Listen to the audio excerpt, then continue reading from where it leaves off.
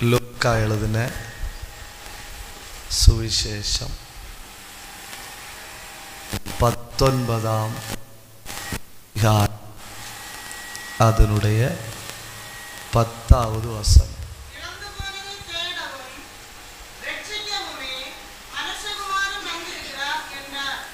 ரொம்ப நன்றி. அடுத்தது தானியேல் 8ஆம் அதிகாரம் 27வது வசனம். உற்சாகத்தை இழந்து போதல். தானியேலாகிய நான் சோர்வடைந்து. உங்களுக்கு தெரியுமா, பைபிள்ல ஒரு பாவம் செய்யாத சில மனிதர்கள் உண்டு. ஒரு பாவம் செய்யாத சில மனிதர்கள், அவங்களெல்லாம் நீங்க தேடி பார்த்தா அவரிடத்துல ஒரு குற்றம் கூட இருக்காது. அப்படி ஒரு 5 பேரை பைபிள்ல சொல்லுங்க.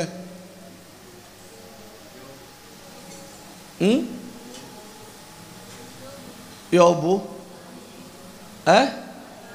தானியேல், யோசேப்புன்னு நீங்க சொல்லணும்னு தான் நான் வெயிட் பண்ணிட்டு இருந்தேன்.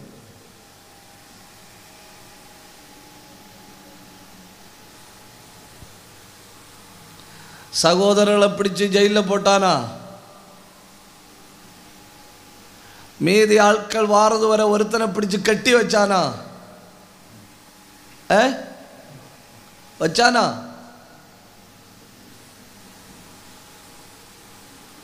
சரி. பைபிள்ல ஒரு குற்றமும் சொல்லப்படாத மனிதர்கள்ல ஒரு ஆள் காலேபு. ஒரு ஆள் யாரு? காலேபை பற்றி பைபிள்ல எந்த தவறும் சொல்லப்படல.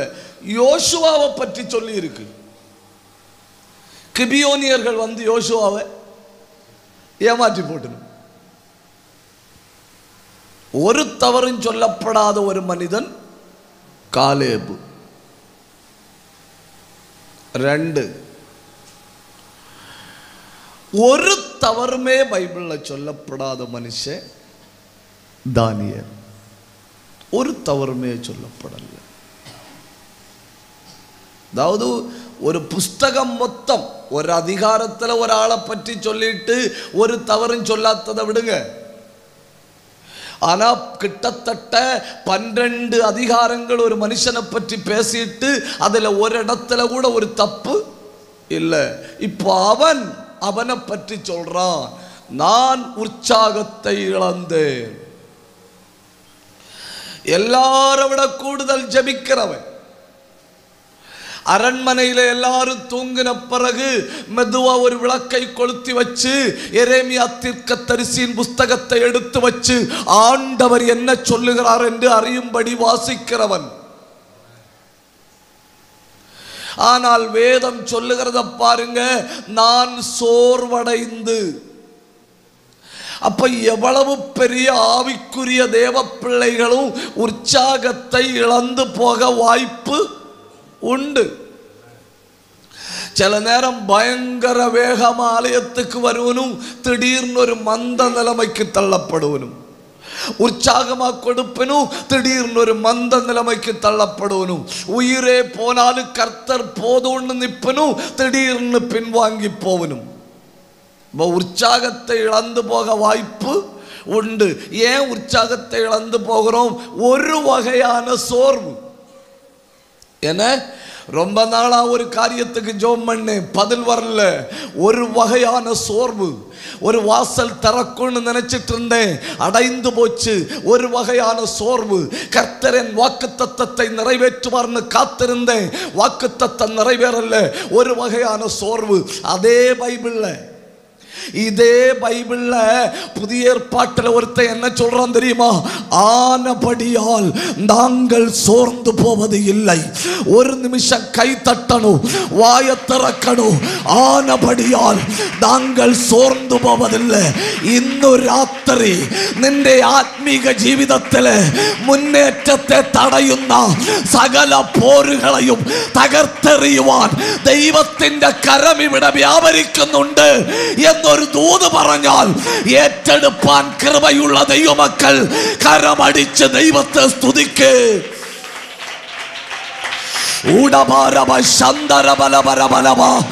எல்லா மந்த ஆவிகளும் விலகுவதாக. கண்ண மூடி கை தட்டி எல்லா மந்த வல்லமைகளும் முறிகிறது.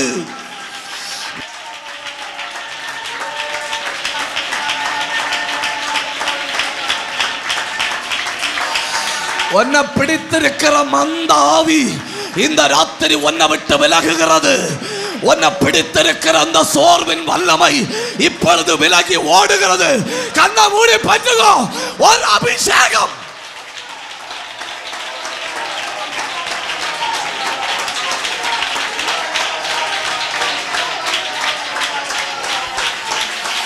தேவ பிரசன்னம் பலமாய் ஊற்றப்படுகிறது. கர்த்தருடைய ஆவியானவர் பலமாய் ஊற்றப்படுகிறார்.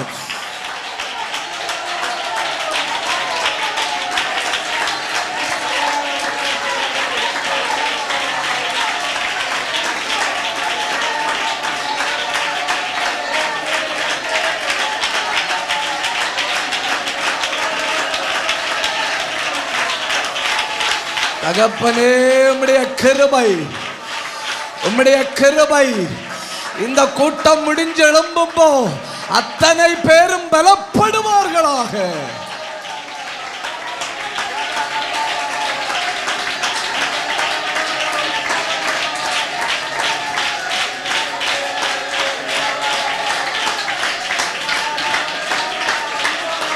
கவனிங்க.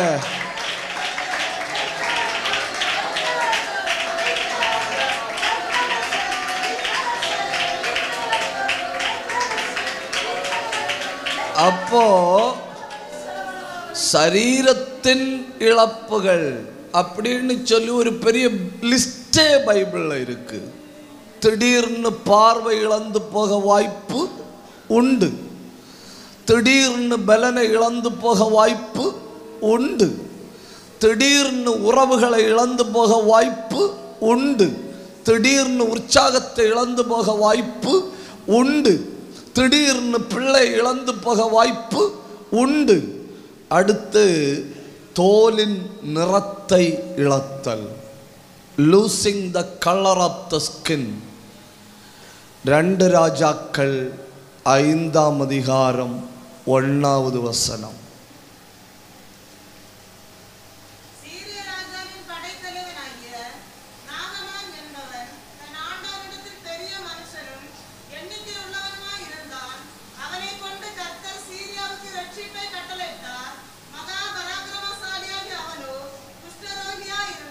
பார்த்தீங்களா? அவனை பற்றி என்னெல்லாம் சொல்லி இருக்குன்னு பாருங்க. அவனை பற்றி சொல்லி இருக்கு மகா பராக்கிரமசாலி, மகா பெரிய பராக்கிரமசாலி. அடுத்து சொல்லி இருக்கு கர்த்தர் அவனை கொண்டு சீரியாவுக்கு ஜெயம் கொடுத்தார். அப்போ அவனுக்கு ஜெயம் கொடுக்கிறது யாரு? கர்த்தர். அவர் ரட்சிக்கப்பட்டவன் கிடையாது. அதாவது இதாக்கு ரொம்ப ரசம் என்ன, தெய்வம் இல்லைன்னு சொல்றவனையும் நடத்துறது ஆண்டவர். தெய்வம் ஒரு ஆள் இருந்தா எனக்கு காட்டி தரட்டு சொல்லி சவால் விடுறவனுக்கும் 3 நேரம் தவறாம ஆகாரம் கொடுக்கிறது ஆண்டவர். அப்போ அவ்வளவு பெரிய பராக்கிரமசாலி, அறியப்பட்டவன், உடம்பு மொத்தம் வாழ்ஜு, இங்க போய் ஜெயிச்சது அங்க போய் ஜெயிச்சது, சரீரம் மொத்தம் ஸ்டார். ஒரு பிரச்சனை, என்ன பிரச்சனை? குஷ்டரோகியாயிருந்தான். எங்கே ஒரு ரகசியமான இடத்துல முதல்ல ஒரு அடையாளம் தெரிந்தது. அவனுக்கு மனசுல ஒரு வேதனை, ஏதோ ஒரு நோய் என்ன பிடிக்குது. அப்போ ஒரு ஆறுதல். வேற யாருக்கும் தெரியாது, வேற யாருக்கும் தெரியாது. இந்த பாவம் குஷ்டரோகம் கிட்டத்தட்ட ஒன்று மாதிரி தானே. இது ரெண்டுமே தொடங்கும் யாருக்கும் தெரியாது, யாருக்கும் தெரியாது. சில வெள்ளாடிக்காரலுக பேரே டீசென்ட் வெள்ளாடிக்காரன் என்னாகும். அப்புறம் டீசென்ட்ல காசென்று குறையும். பின்ன நீங்க ரோட்டு சைடில் பார்க்கலாம். தொடங்கினது டீசென்ட், சில ஆட்கள் சொல்லுவேன் பார்த்தீங்களா, அவிய வெள்ளம் அடித்தாலும் யாருக்கும் தொந்தரவு இல்லை. அப்புறம் கொஞ்ச நாள் தாண்டும்போ அவிய வெள்ளம் அடித்தா யாராவது தூக்கி வீட்டில் கொண்டு தள்ளணும். இவனுக்கு அப்படிதான். முதல்ல பிரச்சனை வந்தது யாருக்கும் தெரியாத இடத்துல. அப்ப இவன் என்ன நினைச்சா, பரவாயில்லை யாருக்கும் தெரியாது, பரவாயில்லை யாருக்கும் தெரியாது. அப்புறம் அது படந்து படந்து படந்து மெதுவா கழுத்துக்க மேல் பகுதியில் வர தொடங்குச்சு. கழுத்துக்க மேல் பகுதியில் வர தொடங்குற உடனே ஆட்கள் பார்க்க தொடங்குச்சினும். பெரிய பதவி, ரொம்ப பணம், மிகப்பெரிய கேடகங்கள், மிகப்பெரிய வெற்றி. ஆனா அவனுடைய தோலின் நிறத்தில் ஒரு மாற்றம். அதிகாரத்தை வச்சு, பணத்தை வச்சு, பதவியை வச்சு என்னெல்லாம் செய்ய முடியுமோ அத்தனை செய்து பார்த்தா இப்போ ஆட்கள் பார்த்தா வெறும் நாகமான்னு சொல்ல மாட்டணும், சீரியாவின் படை தலைவன் சொல்ல மாட்டணும். இப்போ அவன் ஆட்கள் சொல்றது குஷ்டரோகி. இப்போ அவன் ஆட்கள் சொல்றது குஷ்டரோகி. அவ்வளோ பெரிய பதவியில் இருந்து மிலிட்டரி கமாண்டர் என்று அழைக்கப்பட வேண்டியவன் குஷ்டன்னு சொல்றது கஷ்டம் இல்லையா? You understand my English? கஷ்டம் இல்லையா? எல்லா மனிதர்களும் தயவு செஞ்சு புரிந்து கொள்ளணும். சில பாவங்கள் முதல்ல ரகசியமாக தான் தொடங்கும். அந்த தப்பு நம்ம கண்ட்ரோல்ல நிற்கும். வெளியே யாருக்கும் தெரியாது. என்ன சொல்லுவோம் தெரியுமா? நான் எப்ப நினைச்சாலும் விட்டுடுவேன்னு சொல்லுவோம். அப்புறம் கொஞ்சம் கொஞ்சமா அது நம்மை விழுங்க தொடங்கும். விளங்க தொடங்கின அப்புறம் வீட்டில் தெரியும், அப்புறம் ஊர்ல தெரியும், அப்புறம் நாட்டில் தெரியும். எல்லா காலத்திலையும் மறைவிடங்கள்ல மட்டும் இருக்காது, அடையாளங்கள் வெளியே தெரியும். கொஞ்ச நாள், ஒரு 10 நாள் ஜெபம் பண்ணாம இருந்து பாருங்க, அடையாளம் வெளியே தெரியும். ஒரு 5 நாள் தெய்வத்தை விட்டு பின்வாங்கி பாருங்க, அடையாளம் வெளியே தெரியும். அப்போ ஒரு தேவ பிள்ளை தெய்வத்தை விட்டு கொஞ்சம் விலகினாலே 1 மாசத்துக்குள்ள அடையாளம் வெளியே தெரியும். ஏன்னா இவைகள் மறைக்க முடியாதவைகள். அப்படின்னா நீ ஜபிக்க ஜபிக்க அடையாளம் வெளியே தெரியும். நீ ஆராதிக்க ஆராதிக்க அடையாளம் வெளியே தெரியும். நீ தெய்வத்தை உயர்த்த உயர்த்த அடையாளம் வெளியே தெரியும். கதன கபல் கபரபல பரபரபா அந்தல் கந்தரபல பரபரபா.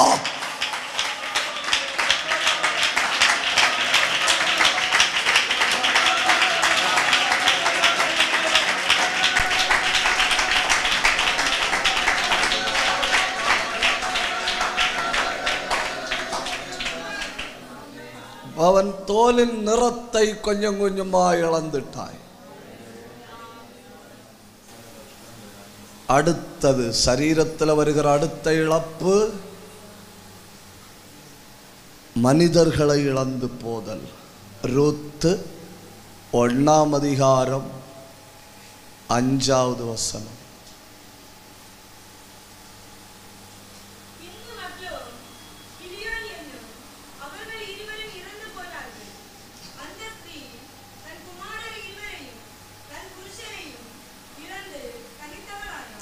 பார்த்தீங்களா?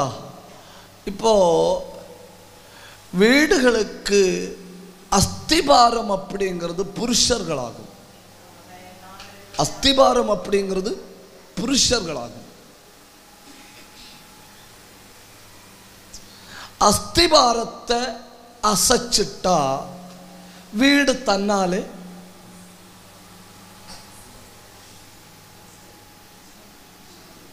என் தமிழ் புரியலையா? புரியாத மாதிரி இருக்கீங்களா? கோடிக்கணக்கில் விலை மதிப்புள்ள ரூஃபிங் ஆனாலும் ஃபவுண்டேஷன் அசைஞ்சுன்னா விழும். ஃபவுண்டேஷன் அசைஞ்சுன்னா விழும். இப்போ மீதி இந்த டிசைனு ரூஃபு அதெல்லாம் தான் மனைவி பிள்ளைகள். ஃபவுண்டேஷன் யாரு? புருஷன். ஏன்னா அந்த வீட்டில் 4 வயர் உண்டுன்னா 4 வயரும் சாப்பிடக்கு யார் வேலை செய்யணும்? ஒயர் இல்ல.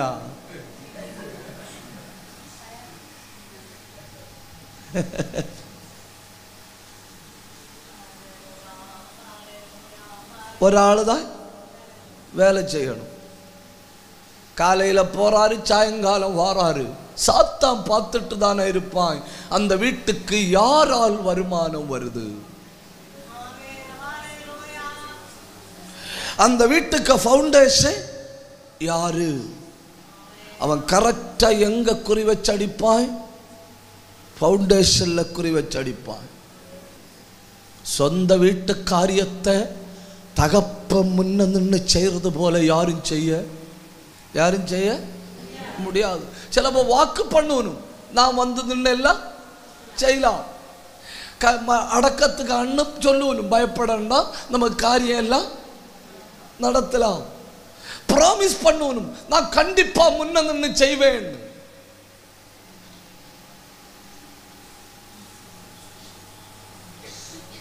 ஒண்ணு செய்ய இங்க ஒரு தாக்குதல் இல்ல, 3 தாக்குதல். ஆண்கள் சொல்லி உள்ள 3 போய்விட்டது.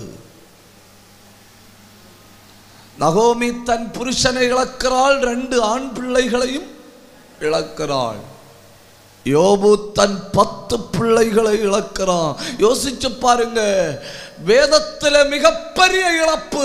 கண்ணடைச்சு கண்ணு திறக்கிறதுக்குள்ள 10 பிள்ளைகளை இழந்தான். இப்போ பைபிள்ல உள்ள ஒரு வகையான இழப்பு பிசிக்கல் லூஸ், சரீரம் சம்பந்தமான இழப்புகள் 2. இது ஒரு வகை. அதில் 7 எண்ணம் சொன்னேன். நான் 7 எண்ணம் சொன்னேன்னா ஞாயிற்றுக்கிழமை என்னன்னு தெரியல உங்களுக்கு. அடுத்து 2வது வகை இழப்பு, லூசிங் த இன்கம், வருமானத்தை இழந்து போதல். எதை இழந்து போதல்? வருமானம். லூக்கா 15 அதிகாரம் 8-9 வசனம். 10 வெள்ளிக்காசு கையில இருந்தது.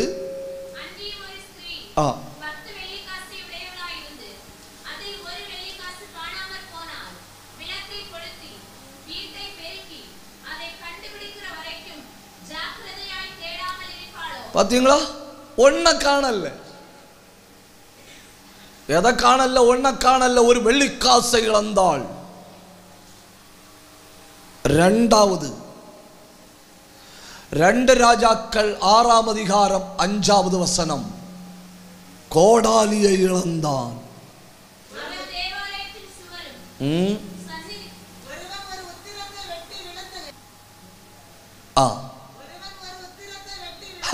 பாவம், ஜீவிதம் மொத்தம் வெட்டினது ஒற்ற மரம்.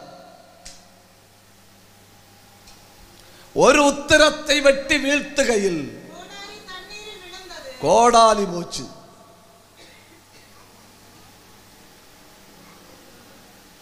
ஆக இருந்த ஒரு வருமானத்துக்கு மார்க்கம் என்ன? அந்த கோடாலி போச்சு.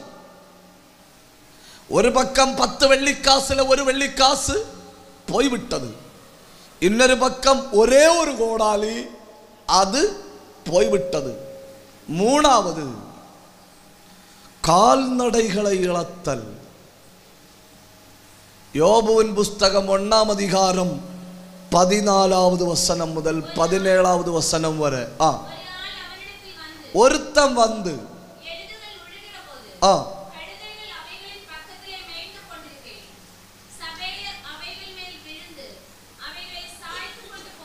எருதும் போச்சு, கழுதையும் போச்சு. அப்புறம்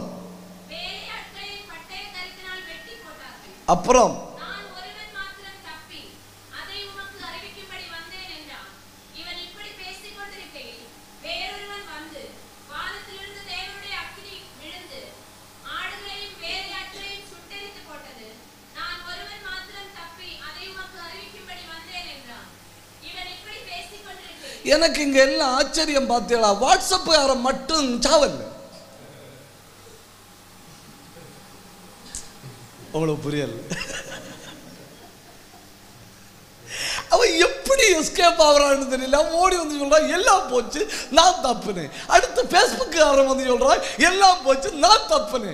அடுத்து இன்ஸ்டாகிராம்காரன் வந்து சொல்றான் எல்லாம் போச்சு நான் தப்புனே.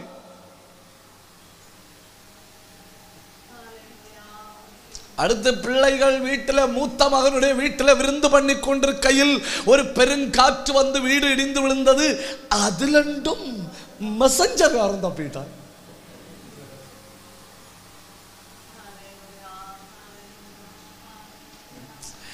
இந்த 4 பேரும் கூட கையோட போயிருந்துன்னு வைங்க, ஒரு 24 மணி நேரம் கூடுதலாவது யோபு சமாதானமா இருந்திருப்பாரு. எல்லாம் எங்கேயோ மேஞ்சிட்டு கிடக்குன்னு நினைச்சு. துர்ச்செய்திகள் எப்பவும் வேகமா வரும். துர்ச்செய்திகள் எப்பவும் வேகமா வரும். திடீர்னு ஒரு வீட்டுக்கு ஃப்ரெண்டில் நீல கலர்ல டார்ப்பா கட்டணும், சேர் எடுத்து போடணும், டியூப்லைட் கட்டணும்.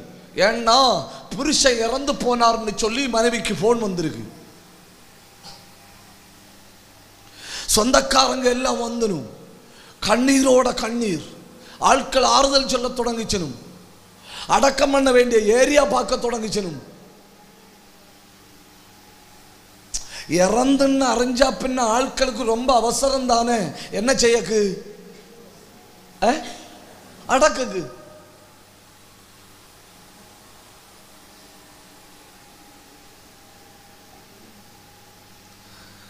நாலு மாசம் தாண்டி இந்த மனுஷன் உயிரோட வீட்டுக்கு வந்தார்.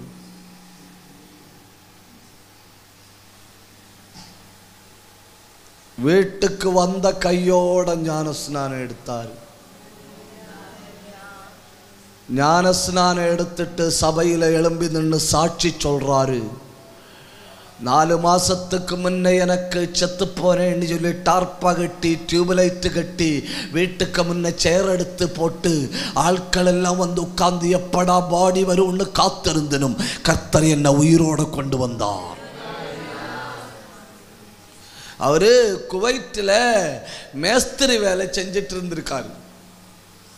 மேஸ்திரி வேலை செஞ்சிட்டு இருக்கும்போது ஒரு மனுஷன் ஒரு ஒரு ஒரு ஒரு கல்லை தூக்கி கையில கொடுத்துருக்கான். கல்லை தூக்கி கையில கொடுத்தப்போ அந்த கல்லு இவருக்கு கையில பிடி கிடைச்சதும் இவர் மறைஞ்சிட்டார். மறைஞ்சவருக்கு கையில கல்லு மறைஞ்ச உடனே அவர் ஏற்கனவே வச்ச கல்லில் பிடிச்சிருக்காரு. பிடிச்சவர் 3வது மாடியிலிருந்து கீழே போய் விடுறாரு. நீங்க பாருங்க, கையில வச்சிருந்த கல்லு இவர் கீழே போய் விழுந்த உடனே வயிற்றுல விழுந்துருக்கு. பிடிச்சார் இல்லையா, தப்பக்கு வேண்டி பிடிச்ச கல்லு இவர் கீழே போய் விழுந்த உடனே தலையில விழுந்துருக்கு. ஒரு கல்லு தலையில, ஒரு கல்லு வயிற்றுல. அப்போ நியாயமா வீட்டுக்கு போன் பண்ணி என்ன சொல்லணும்? ஆளு இறந்து போச்சு. பக்கத்தில் இருக்க ஹாஸ்பிட்டல்ல கொண்டு போன உடனே அவங்க இறந்து போச்சுன்னு சொல்லியிருக்கா. ஆனா பிரச்சனை, கொண்டு போன ஹாஸ்பிட்டல்ல மார்ச்சரி இல்லை. தெய்வத்தை கிருபையை பாருங்க, கொண்டு போன ஹாஸ்பிட்டல்ல மார்ச்சரி இல்லை. மார்ச்சரி இல்லாததுனால அவங்க மார்ச்சரி உள்ள ஒரு ஹாஸ்பிட்டலுக்கு கொண்டு போக சொல்லியிருக்கு. அங்க கொண்டு போய் மார்ச்சரியில வைக்கிறதுக்கு முன்ன சும்மா ஒரு டெஸ்ட் பண்ணப்போ உயிர் இருக்கு. அல்லேலூயா, அல்லேலூயா. ஒரு காரியத்தை நான் இந்த இடத்துல இப்ப நின்று சொல்லிட்டு போறேன். நீ உயிரோட இருக்கணும்னு தெய்வம் தீர்மானம் பண்ணினால், தப்புதான். நீ உயிரோட இருக்கணும்னு தெய்வம் தீர்மானம் பண்ணினால், நீ வாழ்ந்திருக்கணும்னு தெய்வம் தீர்மானம் பண்ணினா, தார்ப்பா வலிச்சு கட்டினாலும், ஆட்கள் வந்து உட்கார்ந்து மரண ஓலம் போட்டாலும் நீ வாழ்வது உறுதி. 2 நிமிஷம் கை தட்டி இந்த ராத்திரி தேவ பிரசன்னம் பலமாய் இறங்குது. சில குடும்பங்களை விட்டு மரண ஆவிகள் ஓடுகிறது. சில குடும்பங்களை விட்டு மரண வல்லமைகள் ஓடுகிறது. ரிபலபரப கதரபலபா ரிஅந்தரபல கந்தரபலபா ஊடவல் பிரௌடபரபலபா ரேலந்தரபலபா. கண்ண மூடி கை தட்டி ஒரு அபிஷேகம்.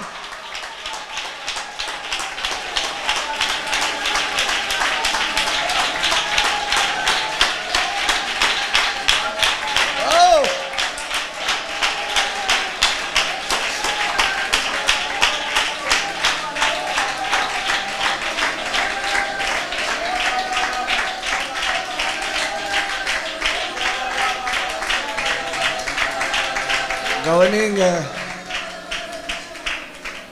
ஒன்று, வெள்ளிக்காசை இழந்து போதல். 2, கோடாலி இழந்து போதல்.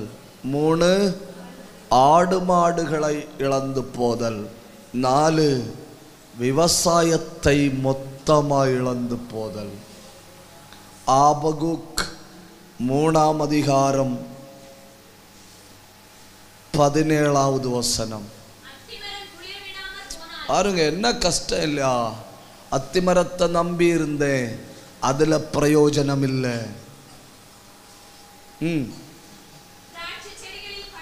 அப்புறம் அத்திமரம் போனாலும் பரவாயில்லையே, திராட்சை தோட்டம் இருக்கேன்னு நினைச்சேன், அதுல பிரயோஜனம் இல்லை. அப்புறம் என்ன நினைச்சேன், இது 2 போனாலும் பரவாயில்லை, ஒலியோ மரம் இருக்குன்னு நினைச்சேன், அதுவும் போச்சு. அப்புறம் எல்லாம் போனாலும் கோதுமையும் நெல்லு இருக்க பிழைச்சுக்கிடலான்னு நினைச்சேன், அதுவும் போய்விட்டது. எல்லாம் போச்சுன்னு வைங்க, 5-6 ஆடு கிடக்கு, அதுவும் போய்விட்டது. காலையில் 3 மணிக்கு பக்கெட் எடுத்துட்டு பால் கறக்க போனப்போ எல்லா பசுவும் விக்கெட்டாகி கிடக்கு, தொழுவத்தில் மாடுகள் இல்லாமல் போய்விட்டது. யோசிக்க முடியுதா? வருமானம் வருகிற 6 பக்கம் அடைஞ்சிட்டு. எத்தனை பக்கம்? இப்போ 5 பக்கம் இருந்து ஒரு பக்கம் அடைஞ்சா, ஒரு பக்கம் அடைஞ்சோ நமக்கு தெரியாது, வாழ்ந்துடலாம். 4 பக்கம் இருந்து 2 பக்கம் அடைஞ்சாலும் வாழ்ந்துடலாம். சரி, 5 பக்கம் அடைஞ்சாலும் வயிற்றுக்கு தேவையான உணவு ஒரு பக்கத்தில் இருந்து வருதுன்னு ஆறுதல் படலாம். 24 மணி நேரத்துக்குள்ள அடைச்ச கண்ணை முழுமையா திறப்பதற்குள்ள எல்லா வருமானமும் போய்விட்டது. அத்திமரத்தில் பலன் இல்லை, தொழுவத்தில் ஆடு இல்லை, கிடையில மாடு இல்லை, வயல்ல தானியம் இல்லை, ஒலிவ மரத்துல பலன் இல்லை, திராட்சை செடியில கனி இல்லை. இதெல்லாம் போய்விட்டது. எல்லாவற்றையும் இழந்து போனான். இந்த ராத்திரி என் செய்தியை கேட்கிற தேவ பிள்ளைகள் யாராவது சரீர சம்பந்தமாய் மிகப்பெரிய இழப்புகளை நான் சந்தித்துக் கொண்டிருக்கிறேன் பாஸ்டர் அப்படின்னு நீங்க சொன்னா, கர்த்தர் இந்த நாட்களில் உங்களோடு பேச போகிறார். அதில்ல என் வருமானம் எல்லாம் அடியோட போய்விட்டது அப்படின்னு நீங்க சொன்னா, இந்த ராத்திரி கர்த்தர் உங்களோடு பேச போகிறார். போய்விட்ட வெள்ளிக்காசு, போய்விட்ட கோடாலி, போய்விட்ட கால்நடைகள், போய்விட்ட விவசாயம்,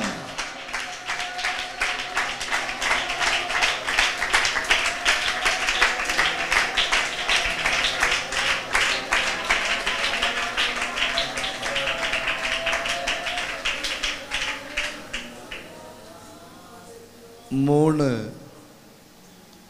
சாட்சியை இழத்தல். 1 சரீர சம்பந்தமான இழப்பு. 2 வருமானம் இழப்பு. 3 மானசீக நஷ்டம். மனசே இழந்துட்டேன். எதை இழந்துட்டேன்? மனசே இழந்துட்டேன். மனநிலைமை இழக்கும்போது என்னெல்லாம் இழக்கிறோம்? 1 சமாதானத்தை இழக்கிறோம். என்னத்தை இழக்கிறோம்? மார்க்கு 5ஆம் அதிகாரம் 2 முதல் 4 வரை.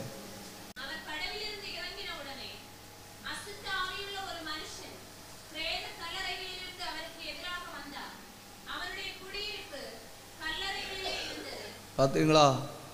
எல்லாம் இழந்துட்டான். பேரு கேட்டா என்ன சொல்றான்? லேகியோன். வீட்டுக்கார வச்ச பேர் ஏதோ ஒன்று உண்டு, ஆனால் சொந்த பேரு தெரியல. எங்கேயோ ஒரு இடத்துல இவனுக்கு வீடு உண்டு, ஆனால் சொந்த வீடு தெரியல. யாராவது பாவம்னு சொல்லி பிடிச்சு உட்கார வச்சு தட்டில் கொஞ்சம் கஞ்சியும் வீத்தி கொடுத்து குடின்னு சொல்லி 4 உபதேசங்கள் சொல்லி கொடுத்தா தெரியல. சரி, இவனை கட்டி வச்சு உபதேசம் பண்ணி பாப்பான்னு சொன்னா சும்மா உடைச்சிட்டு போறான்.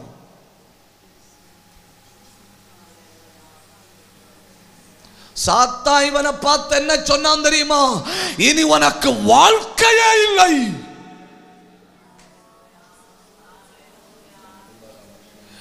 நீ நல்லானா எனக்கு பேரை மாற்றி போடுன்னு சாத்தானுக்கு தெரியாது.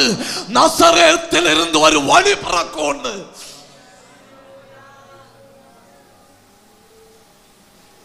சரி, ஒரு அல்லேலியா சொல்லியான்னு நினைச்ச தப்புதான். நம்ம நினைக்க எல்லாம் நடக்கணும்னு இல்லை இல்லையா? நசரேத்தில் ஒருவர் வருவார் என்னும், கல்லறையில் கிடக்க இவன் கிடக்கிற இடம் வர வருவார் என்னும், இவனுக்கு ஒரு புதிய ஜீவிதத்தை கொடுப்பார் என்னும் அந்தகார வல்லமைக்கு தெரியாது. 6000 பிசாசுகளை ஒற்ற அடியில துரத்தி விட அதிகாரம் உள்ள வருவார் உண்டு.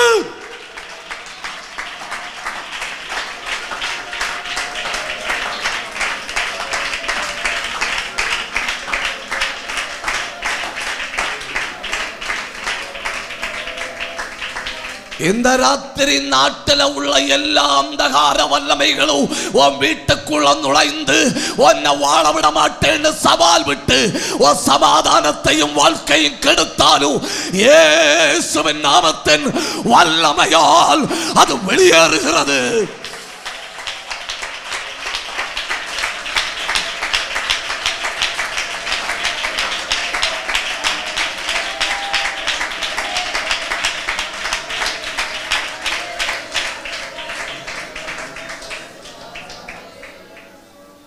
ஒன்னாவது இழப்பு சரீரத்தில், ரெண்டாவது இழப்பு வருமானத்தில், மூணாவது இழப்பு மனசில், நாலாவது இழப்பு சாட்சியை இழந்து போதல்.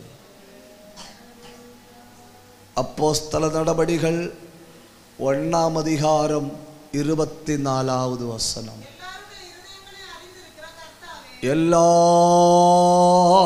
இருதயங்களையும் அறிந்திருக்கிற, ஒரு செகண்ட் கவனிங்க, 750 கோடி ஜனங்கள் இருக்கிறாங்கன்னு நீங்க சொன்னா 750 கோடி ஜனங்களின் இருதயங்களை அறிந்திருக்கிற, உங்க வீட்டில் 5 பேர் இருக்கிறாங்கன்னு நீங்க சொன்னா 5 பேருடைய இருதயத்தையும் அறிந்திருக்கிற, உங்க சபையில 100 பேர் இருக்கிறாங்கன்னு நீங்க சொன்னா 100 பேருடைய இருதயத்தையும் அறிந்திருக்கிற, உங்க கிராமத்தில் 5000 பேர் இருக்கிறாங்கன்னு நீங்க சொன்னா 5000 பேருடைய இருதயத்தை அறிந்திருக்கிற.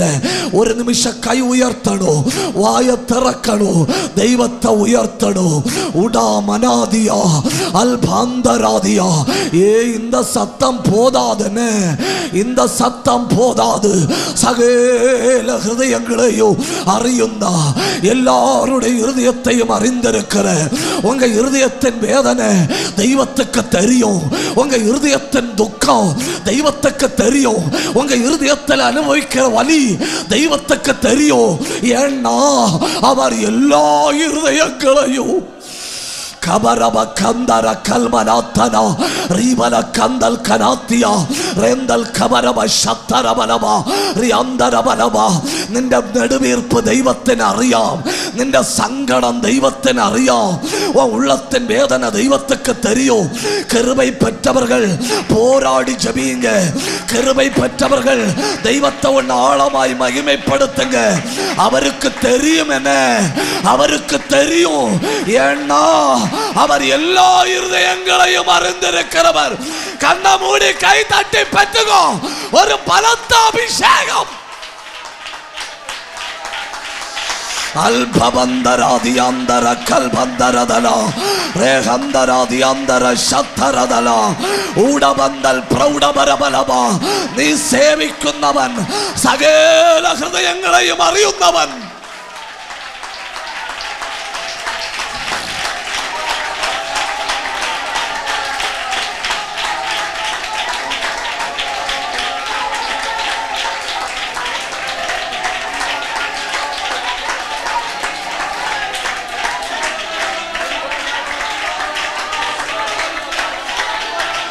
கவனிங்க கவனிங்க, வாசிங்க. அப்போஸ்தலர் 1:24. எல்லாருடைய இருதயங்களையும் அறிந்திருக்கிற கர்த்தாவே என்பவன்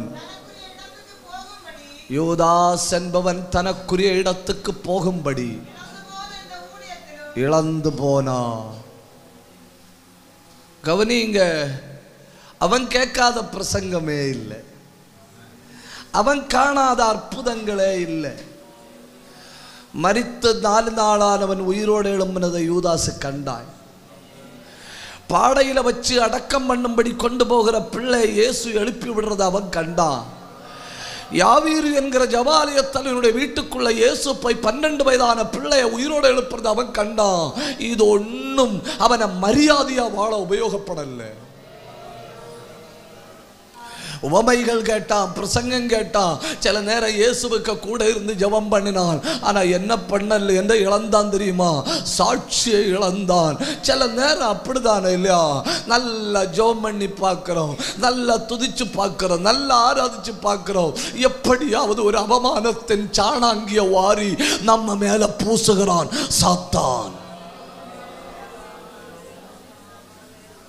ஒரு நிமிஷம் வலது கையை உயர்த்தி சாட்சியுள்ள வாழ்க்கை வாழ கிருபை தாரும் ஆண்டவரே. சத்தமா ஜெபிங்க. சுடாதனாதராந்தலாரீதரந்தலாதரந்தல் கமந்தராதியா. அத்தனை பேரும் ஜெபிக்கணும், அத்தனை பேரும் ஜெபிக்கணும், அத்தனை பேரும் ஜெபிக்கணும். உங்க பிள்ளைகள் சாட்சி உள்ள வாழ்க்கை வாழ்வார்களாக, உங்க குடும்பங்கள் சாட்சி உள்ள வாழ்க்கை வாழ்வதாக. எப்படியாவது உங்க வீட்டினுடைய சாட்சியை கெடுக்கும்படி போராடுகிற அந்தகார வல்லமைய கிருபை உள்ளவர்கள் வெட்டி ஜெபிங்க. சாட்சி உள்ள தேவ பிள்ளைகளாய் கர்த்தர் நம்மை மாற்றிக் கொண்டிருக்கிறார். அத்தனை பேரும் ஜெபிக்கணும். பபரகதராதி அல்கபரபா அல்கபாரப சந்தராதி அந்தரபலபா.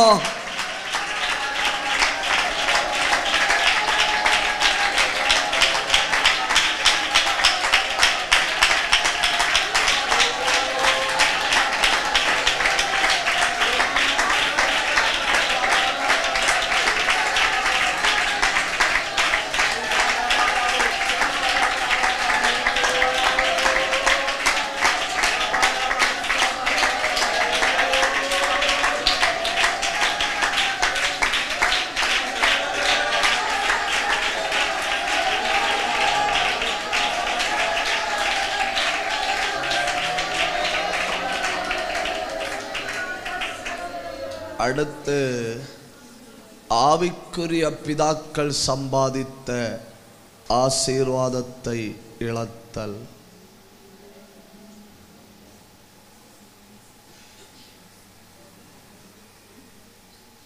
எபிரேயர் 12ஆம் அதிகாரம் 16-17.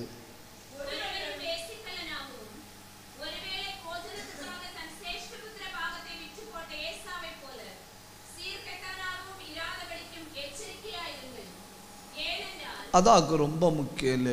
ஏனென்றால் பிற்பாடு பிற்பாடு அவன் விரும்பினாய். அடுத்தது அவன் கண்ணீர் விட்டு கவலையோடு தேடியும். என்ன கஷ்டம் இல்லையா? நகம் நனையாம நத்தை எடுத்திருக்கலாம். தகப்பன் தரிசனத்துல, தகப்பன் ஜபத்துல, தகப்பன் பிரயாசத்துல இலவசமா கிடைச்சது. இவன் என்ன நினைச்சான் தெரியுமா? இப்ப தள்ளுவோம், பிறகு என்ன செய்யலாம், எடுக்கலாம். சில நேரம் தப்பு செய்யும் அப்படிதானே. இப்போ செய்வோம், பிறகு முழங்காலுன்னு ஜோம் பண்ணி எடுத்து. ஆனால் அடுத்து என்ன சொல்லியிருக்குன்னு பார்த்தீங்களா? அவன் ஆசீர்வாதத்தை சுதந்திரித்து கொள்ள விரும்பி அடைய முடியல. அடுத்து கண்ணீர் விட்டு கவலையோடு தேடியும் கிடைக்கல. ஜபிக்கிற பெற்றோர் உள்ள வீட்டில் பிள்ளைகளுக்குன்னு சொல்லி ஒரு ஆசீர்வாதம் இருக்கு. ஆலயத்துக்கு போகிற பெற்றோர்களை வீட்டில் பிள்ளைகளுக்குன்னு சொல்லி ஒரு ஆசீர்வாதம் இருக்குது. உங்கள் அப்பா அம்மா பைபிள் எடுத்துட்டு ஆலயத்துக்கு போகிறாங்க இல்லையா, அதனால் உங்கள் பிள்ளைக்கு ஒரு மகிமை இருக்குது. உங்கள் பெற்றோர் தெய்வத்தை தேடி தெய்வ சமூகத்தில் வந்து விழுந்து கிடக்கிறதுனால உங்கள் பிள்ளைகளுக்குன்னு சொல்லி ஒரு மகிமை இருக்குது. எனக்கு இப்போ வேண்டாம், இப்போ நான் அதை தள்ளுறேன்னு சொல்லி பிற்பாடு கண்ணீர் விட்டு கவலையோடு தேடியும் அவன் அடையாமல் போனான். ஏன்னா இதுதான் வேலை, இதுதான் வேலை, இப்பதான் சமயம், இப்ப ஜபித்தா திரும்ப வரும், இப்ப கேட்டா கிடைக்கும். கால தாமதமான பின்பு உபவாசத்தோட போராடினாலும் கிடைக்காது. இன்னைக்கு தாரத வாங்கிக்கோ, இன்னைக்கு ஆண்டவர் தாரத பெற்றுக்கோ.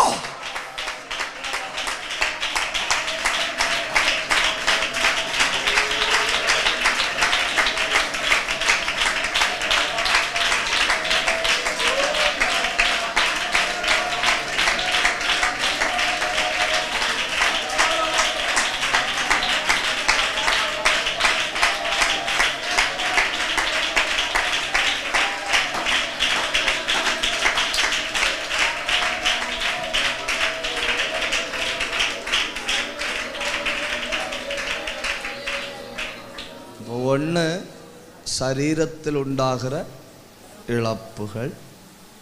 2, வருமான இழப்பு. 3, மனதில் உண்டாகிற இழப்பு. 4, சாட்சியை இழந்து போதல்.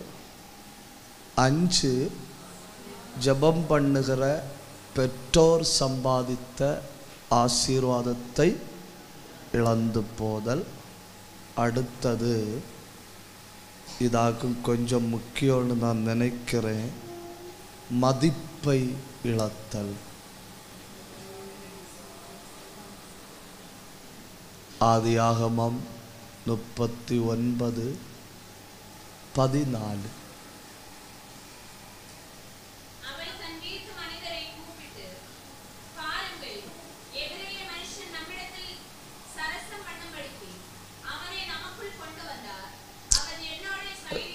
ஒன்று யோசிச்சு பாருங்க, அவன் தப்பே செய்யலை, அவன் தப்பே செய்யலை, ஆனால் மதிப்பு போச்சு, மதிப்பு போச்சு. ஒன்று யோசிச்சு பாருங்க, ஒரு பெரிய குற்ற வழக்கில் ஒருத்தனை கைது செய்தணும்னு சொல்லி பேப்பரில் வரும்போது ஃப்ரண்ட் பேஜில் வரும், ஃப்ரண்ட் பேஜில் வரும். உதாரணத்துக்கு கற்பழிப்பு வழக்கில் கைது எங்கே வரும்? ஃப்ரண்ட் பேஜில் வரும். அவனுக்கு பின்ன கல்யாணம் நடக்காது, அவனுக்கு பின்ன ஊரில் தலை காட்ட முடியாது, பின்ன வாழ முடியாது. அப்புறம் கேஸு கோர்ட்டில் போய் 10 வருஷம் தாண்டி தீர்ப்பு வருது, அவன் அந்த குற்றம் செய்யலை, அவன் அந்த குற்றம் செய்யலை. அதே நியூஸ் பேப்பரில் கண்ணீர் அஞ்சலி உண்டு, தெரியுமா? கண்ணீர் அஞ்சலிக்கு பக்கத்தில் வருது, 10 ஆண்டுகளுக்கு முன்பு கற்பழிப்பு வழக்கில் குற்றஞ்சாட்டப்பட்டவர் தவறு செய்யாதவர் என்று நிரூபிக்கப்பட்டார். கண்ணீர் அஞ்சலி பேஜ் யாராவது வாசிப்பணுமா? ஏன்னா அங்கே எல்லாம் என்னதான் வரும்? போன கேஸு தான்.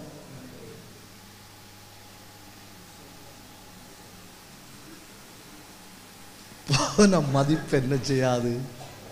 திரும்ப வராது. போன பேரு, இழந்து போன பேரு திரும்ப வராது. தேசத்தில் ஒன்ன அவமானம்னு சொல்லி முத்திர குத்தினாலும், நீ நடந்து போற இடமெல்லாம் ஒன்ன பேரு சொல்லி விழிச்சு கெட்ட வார்த்தை பேசி கேவலப்படுத்தினாலும், இந்த கூட்டத்தில் கர்த்தர் உன்னை தூக்கி உயர்த்த போகிறார்.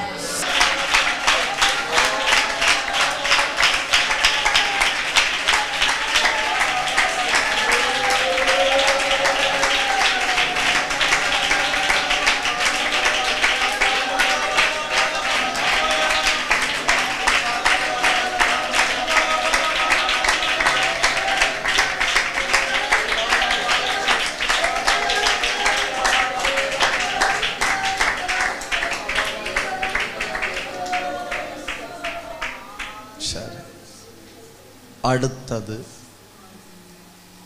இதாக்கும் என்னுடைய செய்தியின் முக்கியமான பகுதின்னு நான் நினைச்சாம ஒரு அல்லையிலே சொல்லுங்க. இதாக ரொம்ப முக்கியமான பகுதின்னு நான் நம்புறேன். ஆவிக்குரிய இழப்புகள். என்ன? ஆவிக்குரிய இழப்புகள். ஒன்று சரீர சம்பந்தமான இழப்புகள், 2 வருமான இழப்பு, 3 மனநிலை இழத்தல், 4 சாட்சி இழத்தல், 5 பிதாக்கள் சம்பாதிச்ச ஆசீர்வாதத்தை இழத்தல், 6 மதிப்பை இழத்தல், 7 ஆவிக்குரிய இழப்புகள்.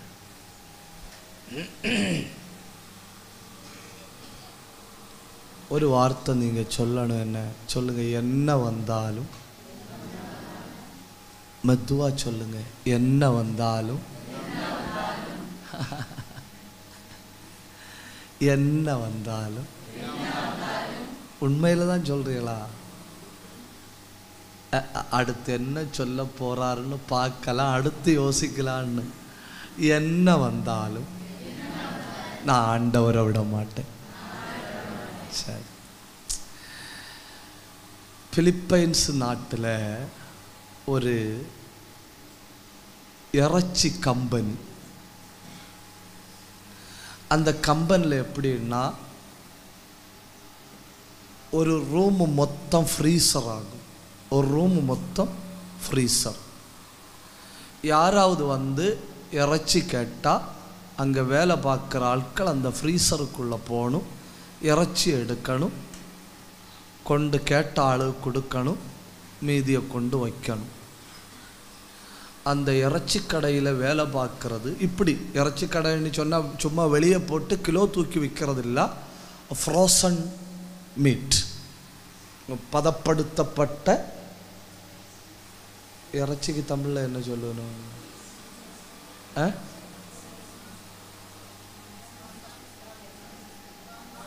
மாம்சம். சரி, மாம்சத்தை விட இறைச்சி நல்லா இருக்குல்ல. பதப்படுத்தப்பட்ட இறைச்சி. 400க்கு மேலே ஆட்கள் அங்கே வேலை பார்க்கணும். 400க்கு மேலே ஆட்கள் அங்கே வேலை பார்க்கணும். ஒரு தடவை எல்லாரும் வேலையை முடிச்சுட்டு கிளம்பிச்சு. கிளம்பினப்போ ஒரு ஆள் இறைச்சிக்கு வந்தார்.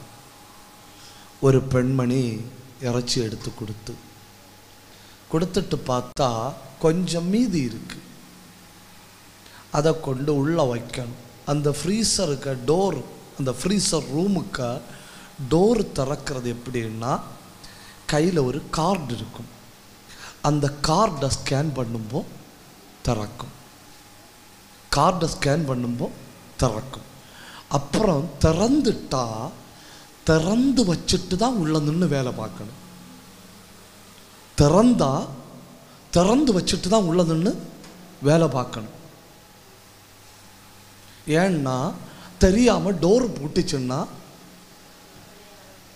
உள்ள இருந்து திறக்க முடியாது. அப்புறம் வெளியே இருந்து யாராவது வந்து தான் திறக்கணும். ஏன்னா இந்த கார்டு ஸ்கேன் பண்ணுறது எங்கே மட்டும்தான் இருக்குது? வெளியே மட்டும்தான் இருக்குது. அதனால் உள்ளுக்குள்ளே போயிட்டால் திறக்க முடியாது. கொஞ்சம் கூட ஏர் வரப்படாது. இறைச்சி எல்லாம் ஃப்ரோசனாக இருக்கணும், பதப்படுத்தப்பட்டு இருக்கணும்னு சொல்லி செஞ்சுருக்குது இந்த பெண். அதனால எல்லாரும் திறந்து போட்டுட்டு தான் உள்ளே நிற்பணும், வெளியே வரும்போது பூட்டுவணும். இந்த பெண்மணி உள்ளே ஏறி அந்த மீதி பார்சலை உள்ளே வச்ச உடனே டோர் ஆட்டோமேட்டிக்கலாக பூட்டிச்சு. டோர் ஆட்டோமேட்டிக்கலாக பூட்டிச்சு. வேலை செஞ்ச எல்லாரும் வேலை முடிஞ்சு வீட்டுக்கு போயிட்டணும். இனி கதவு நாளைக்கு தான் திறக்கும். கதவு நாளைக்கு தான் திறக்கும். உயிரோடு இருக்க வழியே இல்லை. உயிரோடு இருக்க வழியே இல்லை. சாதாரணமாக ஒரு மனுஷன் என்ன முடிவெடுப்பான் தெரியுமா? Give up. ஆண்டவரே, இதுவரை செஞ்ச எல்லா பாவத்தையும் மன்னியும், அடியேனிதோ வாரேன். இது கொஞ்சம் திடன் உள்ள பெண்மணின்னு தோணுது. அந்த பெண்மணி என்ன பண்ணியிருக்கு தெரியுமா? அந்நிய பாஷை பேசி பேசி அந்த பிரீசர் ரூமுக்குள்ள ஓடி இருக்கு. ஏன்னா அந்த குளிர் இந்த உடம்ப குளிர் ஆக்கப்படாது. அந்த குளிருக்கு நடுவில் இந்த உடம்பு சூடா இருந்தா ரத்தம் ஓடும். ரத்தம் ஓடிட்டு இருந்தா ராத்திரி முழுக்க உயிரோடு இருக்கலாம். உடம்பின் தலை முதல் கால் வரை எப்படி இருக்கணும்? சூடோட இருக்கணும். இந்த பெண்மணி அந்த ரூமுக்குள்ள அந்நிய பாஷை பேசி பேசி ஓடுது. அந்நிய பாஷை பேசி பேசி ஓடும்போ மனசுக்குள்ள சொல்லுதான், எவ்வளவு நேரம் ஓடுவேன்? அது ரைட்டு தானே, எவ்வளவு நேரம் ஓடுவேன்? அப்போ அந்த பெண்மணி மனசுக்குள்ள சொல்லிச்சா, எவ்வளவு நேரம் ஓட முடியுமோ அவ்வளவு நேரம் ஓடுவேன், என்ன வந்தாலும் விட மாட்டேன், என்ன வந்தாலும் என்ன செய்ய மாட்டேன், விட மாட்டேன். அதாகும் ஜபத்துக்குன்னு இறங்கியாச்சு இல்லையா, இனி என்ன வந்தாலும் விட மாட்டேன். பரிகாசப்பட்டு தெய்வத்தை ஆராதிச்சக்குன்னு வந்தாச்சு இல்லையா, இனி என்ன வந்தாலும் விட மாட்டேன். கர்த்தரை பிடிச்சாச்சு இல்லையா, இனி என்ன வந்தாலும் நான் விட மாட்டேன். அந்த உறுதி உங்களுக்கு உண்டாகுமானால் கர்த்தர் ஒரு பெரிய காரியத்தை செய்ய போகிறார். கிட்டத்தட்ட அந்த பெண்மணி அந்த ஃப்ரீசர் ரூமுக்குள்ள அந்நிய பாஷை பேசி பேசி 3/4 மணி நேரம் ஓடி இருக்கிறாள். 3/4 மணி நேரம் ஓடினப்போ கால் வலிக்க தொடங்குச்சு. கால் வலிக்க தொடங்கினப்போ அந்த பெண்மணி என்ன தீர்மானம் பண்ணி இருக்கிறாள் தெரியுமா? ஆவியில நிறைஞ்சு 2 கையையும் சுழற்றலாம். ஆவியில நிறைஞ்சு 2 கையையும் சுழற்றலாம். ஆவியில நிறைஞ்சு 2 கையையும் சுழற்றி கொண்டு நின்ன இடத்துல பார்த்தா காலு 2 ஐஸ் ஆயிட்டு. அப்போ அந்த பெண்மணி நினைச்சு, என்னானாலும் விட மாட்டேன், இனி கொஞ்ச நேரம் வலது கையை சுழற்றலாம். வலது கையை சுழற்றி கொண்டிருக்கும்போ திடீர்னு ஃப்ரீசர் ரூமோட டோர் திறந்து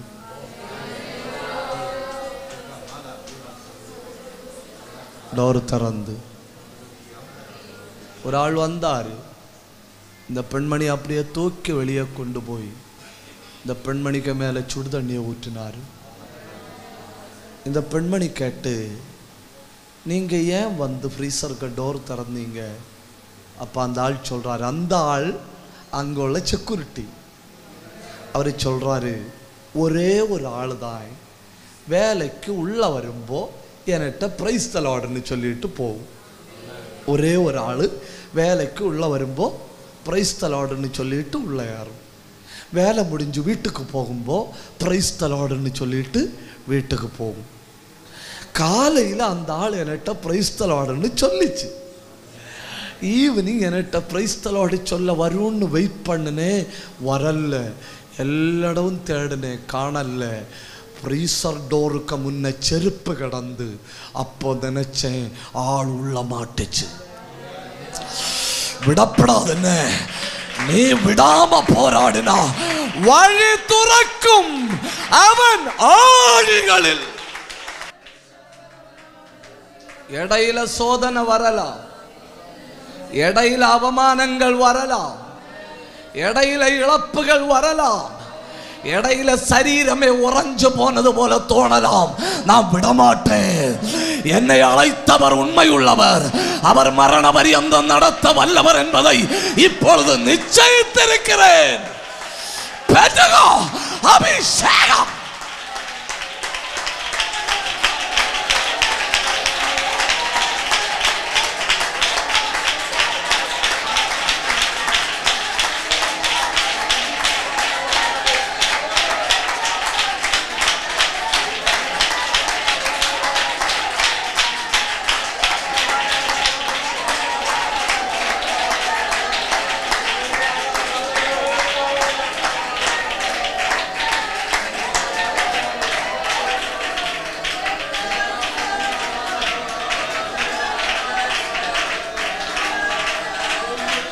வழி ஒருக்கும் അവൻ ആഴികളിൽ വലങ്കൈ പിടിച്ചെന്നെ വഴി നടത്തും.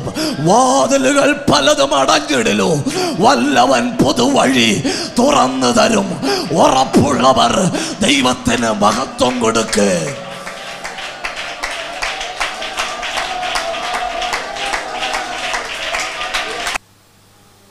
இனி நாம் பார்க்க போகிறது ஆவிக்குரிய இழப்புகள். என்ன ஆவிக்குரிய இழப்புகள்? 1 42 சங்கீதம் 4வது வசனம்.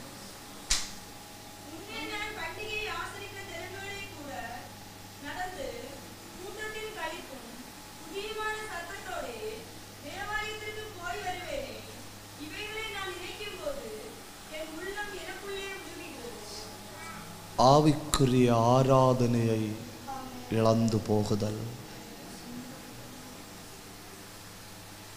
அங்க பாத்தீங்களா? முன்னே எப்போ முன்னே தேவ ஜனங்களோடு சேர்ந்து ஆலயத்துக்கு போறத நினைச்சு இப்போ எனக்கு ஆலயத்தில் பாட்டு சத்தம் கேட்கும்போதெல்லாம் என் உள்ளம் எனக்குள் உருகுகிறது. தேவையில்லாம ஒரு பிரச்சனைக்கு போயிட்டேன், இப்போ எனக்கு ஆலயத்துக்கு போக முடியல. தேவையில்லாம ஒரு காரியத்தில் தலையிட்டுட்டேன், இப்போ எனக்கு பாஸ்டருக முகத்தை பார்க்க முடியல. தேவையில்லாம போய் பேசினேன், இப்போ எனக்கு தேவ பிரசன்னத்தில் போய் ஆராதிக்க முடியல. மனசுக்குள்ள ஒரு வேதனை. ஆராதனை இழந்துட்டேன், ஆராதனை இழந்துட்டேன், ஆராதனை இழந்துட்டேன். முன்னே 7 தரம் ஜபித்தேன்னு சொல்றான், ராத்திரி முழுக்க கண்ணீர் விட்டேன்னு சொல்றான், எப்பொழுதும் உம்முடைய சமூகத்தில் வந்து நிற்பேன்னு சொல்றான். தேவனே நீர் என் தேவன், அதிகாலமே உம்மை தேடுகிறேன் என்று சொல்றான். மான்கள் நீரோடைகளை வாஞ்சித்து கதறுவது போல என் ஆத்துமா தேவன் மேலேயே, ஜீவன் உள்ள தேவன் மேலேயே தாகமாயிருக்கிறது சொல்றான். சகோதரர்கள் அவனை தள்ளினப்போ அவன் ஆராதனையை விடல. தகப்பன் அவனை வீட்டிலிருந்து துரத்தி விட்டப்போ அவன் ஆராதனையை விடல. நீ 5 பைசைக்கு கொள்ளாத்தவேன்னு சொன்னப்போ அவன் ஆராதனையை விடல. எல்லா துன்பம் அருந்தப்போ அவன் ஆராதனையை விடல. எல்லா அவமானம் வந்தப்போ ஆராதனையை விடல. என் தாயின் தகப்பனும் என்னை தள்ளினார்கள், அப்படி இருந்தும் அவன் ஆராதனையை விடல. பதவி வந்தது, வாய்ப்பு வந்தது, அரசானாய், ஆராதனையை விட்டுட்டான். ஆராதனையை விட்டுட்டான். உலகத்தில் மிகப்பெரிய இழப்பு ஆராதனை.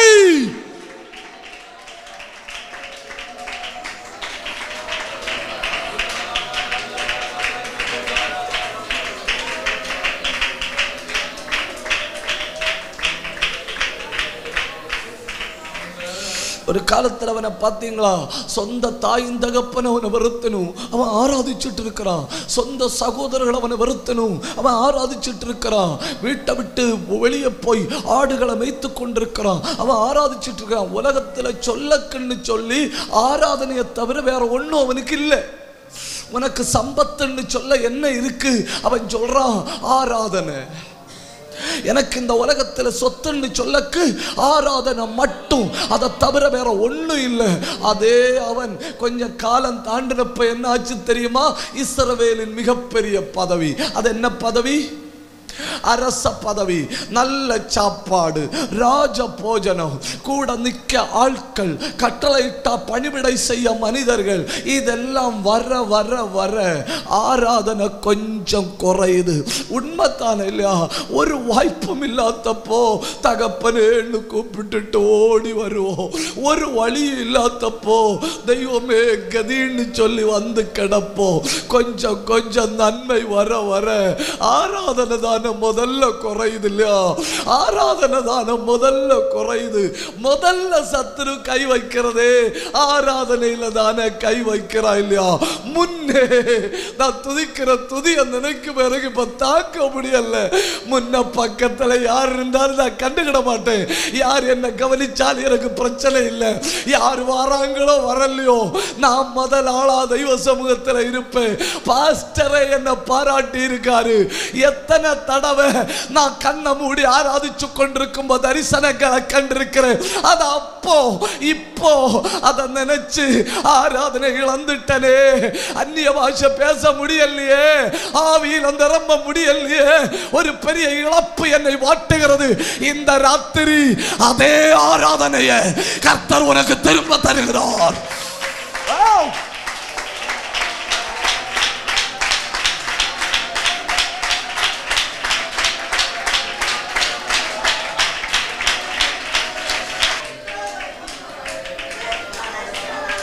கவனிங்க கவனிங்க, ஒரு நெருப்பு துண்டு நெருப்பா இருக்கிறது வர புழு பூச்சி எறும்பொன்னும் பக்கத்துல வராது.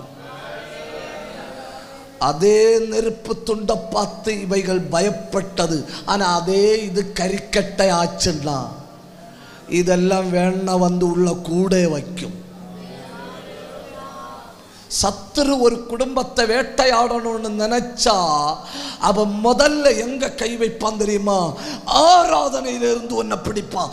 ஏன்னா அந்த பகுதியை அடிச்சுட்டா மீதி எல்லா பகுதியும் அடிப்பது ரொம்ப சுலபம். ஏன்னா ஆராதனை தெய்வத்தோடு உள்ள தொடர்பு இல்லையா? ஒரு சோத்திரம் சொன்னாலும் தெய்வத்துக்கு தானே, ஒரு பாட்டு பாடினாலும் தெய்வத்துக்கு தானே. தெய்வத்தை ஆராதிக்கிறது வர சத்துரு ஒன்ன தொடும்படி ஆண்டவர் அனுமதிப்பதில்லை. ஆராதனையை விடாத.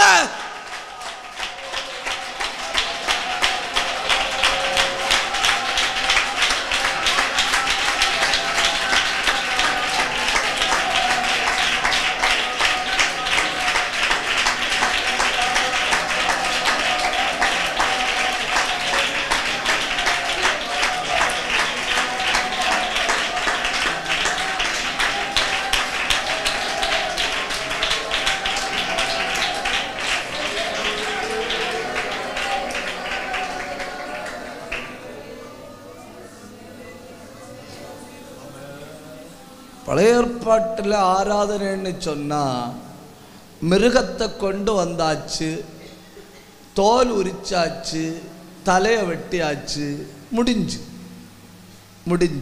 உயிர் போச்சு. புதிய ஏற்பாட்டில் ஆராதனைன்னு சொன்னால் வெறும் பலி இல்லை, ஜீவ பலி.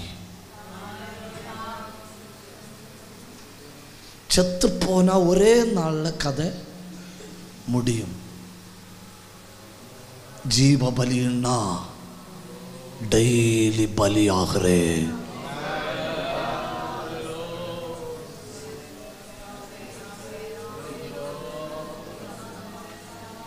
பயங்கர தேவ பிரசன்னா, பயங்கர தேவ பிரசன்னம்.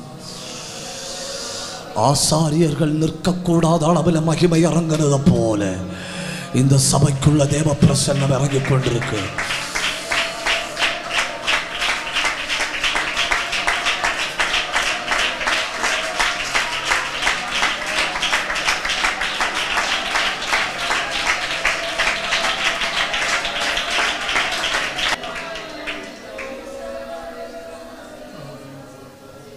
காட்டாற்று வெள்ளத்தில் தவறி விழுந்த ஒருத்தனை வெள்ளம் எங்கேயோ இழுத்து கொண்டு போய் உயிர் வாழ வாய்ப்பில்லைன்னு நினைச்சு கொண்டு வெள்ளத்தால் இழுத்து செல்லப்படும்போ அவனுக்கு தெரியாம ஏதோ ஒண்ணுல பிடிச்சான்.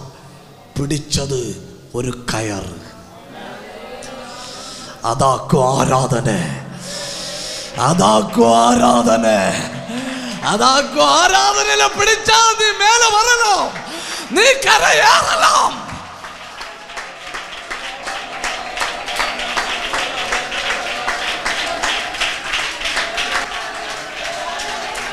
கவனிங்க, ஒரு கையை மார்போட சேர்த்து வைங்க, ஒரு கையை உயர்த்தி பிடிங்க. என்ன வந்தாலும் ஆராதனையை விட மாட்டேன் சொல்லுங்க. மழையோ வெயிலோ, ஜீவனோ மரணமோ, லாபமோ நஷ்டமோ, கனமோ அவமானமோ, அங்கீகாரமோ அற்பமாய் எண்ணுதலோ ஆராதனையோ விட மாட்டேன். தேவன் எனக்கு தந்த இந்த மிகப்பெரிய சம்பத்தாகிய ஆராதனையோ விட மாட்டேன். நீர் போதும் என் வாழ்விலே ஏசையா,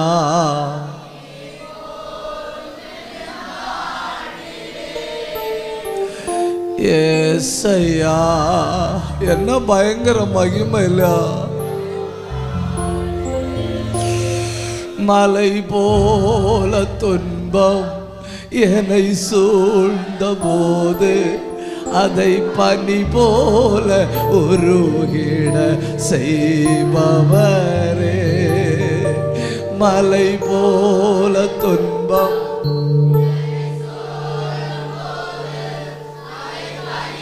போல உருகிட செய்பவரே. நிழல் போல என் வாழ்வில் வருபவரே. சொல்லுங்க. விலகாமல் துணை நின்று காப்பவரே. நிழல் போல என் வாழ்வில் வருபவரே. விலகாமல் துணை நின்று காப்பவரே. நீ போதும் அத்தனை பேரும் சொல்லணும். ஏசையா நீர் போதும் என்பார். நீர் போதும் என் வாழ்விலே. ஏசையா நீர் போதும் என் வாழ்விலே. தாய் போல தேற்றி தந்தை போல ஆற்றி தோள் மீது சுமந்திடும். நீ இழந்திருக்கலாம். ஏசையா இழந்து போனதை தேடவும் ரட்சிக்கவும் மனுஷகுமாரன் வந்திருக்கிறார். தேடி ரட்சிக்கிறார். இது சுமந்திடும் என் ஏசையா. உம்மை போல புரிந்து கொள்ள யாருமில்லையே. உம்மை போல அரவணைக்க யாருமில்லையே. உம்மை போல புரிந்து கொள்ள யாருமில்லையே. உம்மை போல அரவணைக்க யாருமில்லை. நீர் போதும்